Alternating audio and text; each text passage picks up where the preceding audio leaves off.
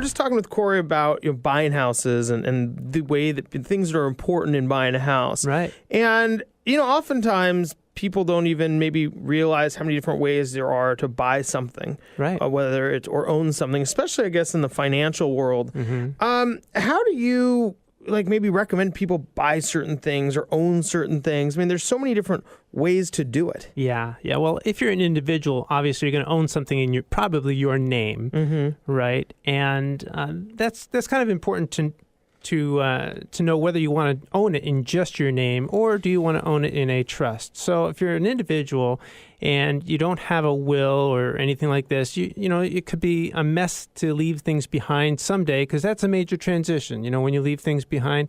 So owning things as an individual is kind of one way to do it. But if you're married or live together with someone, then joint ownership is kind of important, right? So how do you own something as a joint property, right?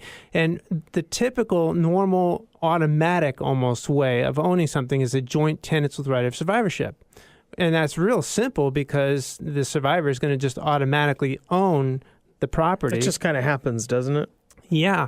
And the issue with that, though, there are a couple of issues. Number one, the larger your estate, the more that hampers your planning. Because if it's an automatic transfer, then how are you going to fund a bypass trust to control estate taxes? You really can't with that piece of property because there's no way to leave it to someone other than the joint owner of the property. And that might be a good thing because you want it to be automatic and there's no probate involved. But if you own something as a joint tenant with the right of survivorship, and you can do this with property or you can do this with investment accounts.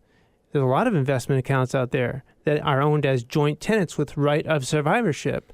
And what's nice is it does avoid probate, and it automatically transfers to the survivor, but only the deceased person's interest in that property receives a stepped-up basis upon death.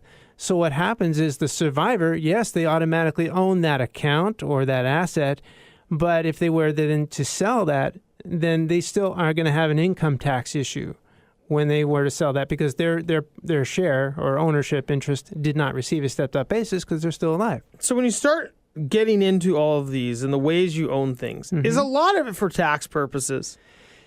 Not only tax purposes, but efficiency in planning. Like, for example, if you own it as community property, then when one person dies, the whole property receives a stepped-up basis, whether it's an investment account or a piece of property, whatever is a capital asset that has appreciation, you want the whole asset maybe to receive a stepped-up basis so that when the survivor... What is a stepped-up basis? What it means is that it receives a new value as of the date of death. So if you buy something for $100,000 and eventually it's worth $600,000, there's a $500,000 gain there. If you own it as joint tenants with right of survivorship, the survivor owns a $600,000 asset, but only, but still you've got a $300,000 stepped up basis to the current market value, which means that if the survivor then wants to sell that property, there's tax on $300,000 gain. If it was community property, then the survivor sells it, and there's no tax. The whole property is like they just bought it for $600,000. It's the stepped-up basis of the current market value as of date of death. So it's real important how you own something. The key issue with a community property account is that you have the right to decide in your will where your share goes, which helps when you want to fund a bypass trust. See, the larger your estate is, and there are estates out there that obviously that exceed the current estate, the tax credit of $5,250,000. Okay, so the larger your estate, the more this is an important issue.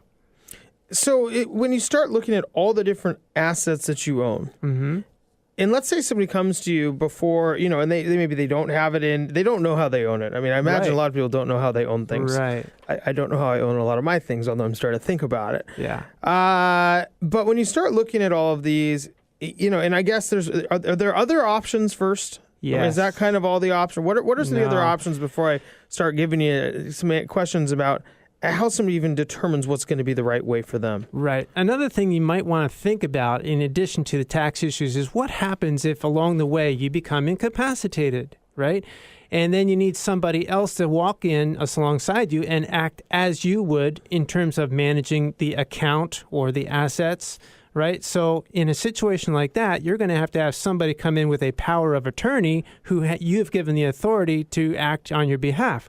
Well, if you own an asset or an account in a trust that you set up, now you have a successor trustee that can step alongside you and take over when the time is right. And now you don't have to worry about all kinds of legal costs, all kinds of issues with, does this bank, accept the power of attorney that's 6 years old?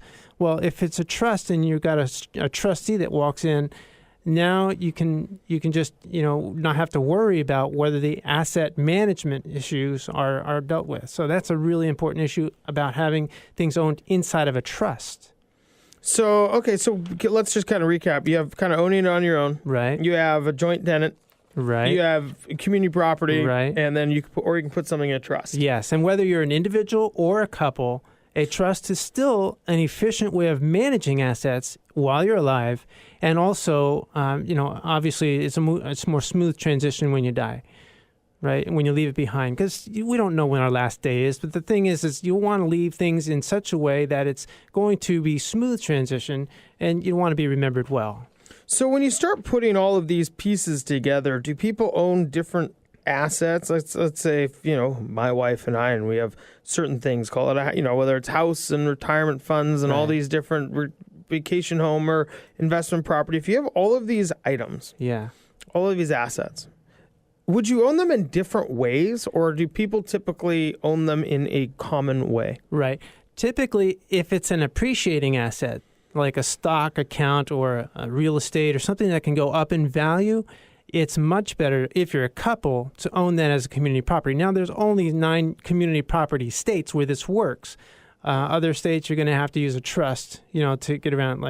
But an appreciating asset you want to own as community property, and then with an interest-bearing type of account, cash, bank accounts, bonds, whatever. Those you want to earn. You can own those as joint tenants with the right of survivorship.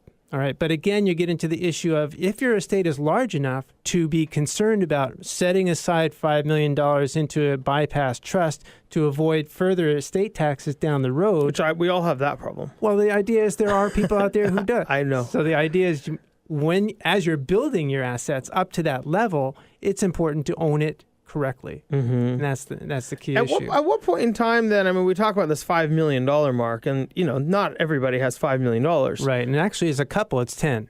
Okay, so or 10 million. Yeah. Even less have 10 million. But at what point in time when you have, at what amount of money do these things start to become important? Because, somebody who's maybe just starting out is thinking, okay, I'm just trying to buy a house. I'm not really thinking about how we should own it. Right. Or they're opening up a retirement account. Or maybe they're 10 years into it, and they have some savings, but they're not. Is there a certain point in time where this becomes more important? Well, I would say that if you're in the stage of life where you're actually going to buy a home, that's a major asset. And over the years, that will probably appreciate. So that you're going to want to consider owning as community property. But the typical, ownership, when you go in there and you sign all the papers and everything, it's typically going to be joint tenants with the right of survivorship. And that's just because of a simple transfer. But you're going to, leave a tax issue, an income tax issue for the surviving spouse. So owning your real estate, at least, as community property would be good. But even as an individual, if you don't have a spouse, you're going to want to probably consider having some kind of estate plan put together, a trust, a will.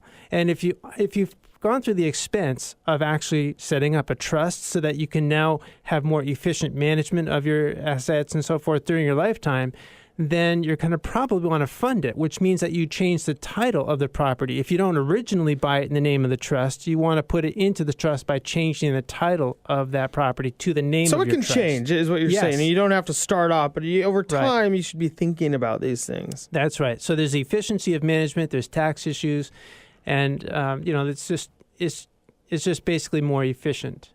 And this is something that most people probably can't pick up a book and figure out. No. And what's interesting is I've had clients who've had different accounts managed by different people because they want to diversify, and one person has one set up as a community property account, another one's got a different account set up as joint tenants with rights of survivorship, but the people themselves don't understand the impact of those different ownerships, and they've got these different accounts. So, I'm just saying that unless whoever you're working with is talking more about not just what stock should I own, but, should that be in your IRA or should that be in a taxable account? So like if you have interest-bearing investments, maybe that should be in an IRA setting so you're not getting killed with income taxes. If you have a capital appreciating asset, like a stock, maybe owning that outside of an IRA account where you can get at least the lower capital gain tax rate on it would be a better idea. So where you own assets and how you own them is quite important. Certainly. Yeah. No, it makes a lot of sense, Glenn. We just have just a short, quick second left. But, as people start to figure these things out, I imagine, trying to learn this on your own, this is not like your do-it-yourself project. No, it's not. It's a really good idea to talk to someone who is more interested in your whole plan versus just investing your assets for you. Or more interested in avoiding, in taxes and how to own things. I mean, that's the other part, where there's people are interested in certain things. A lot of people are interested in investing. Yes. I don't know how many people are as interested in how they should own something to avoid taxes down the road. Right. And I think that's where that full picture really comes in. It helps.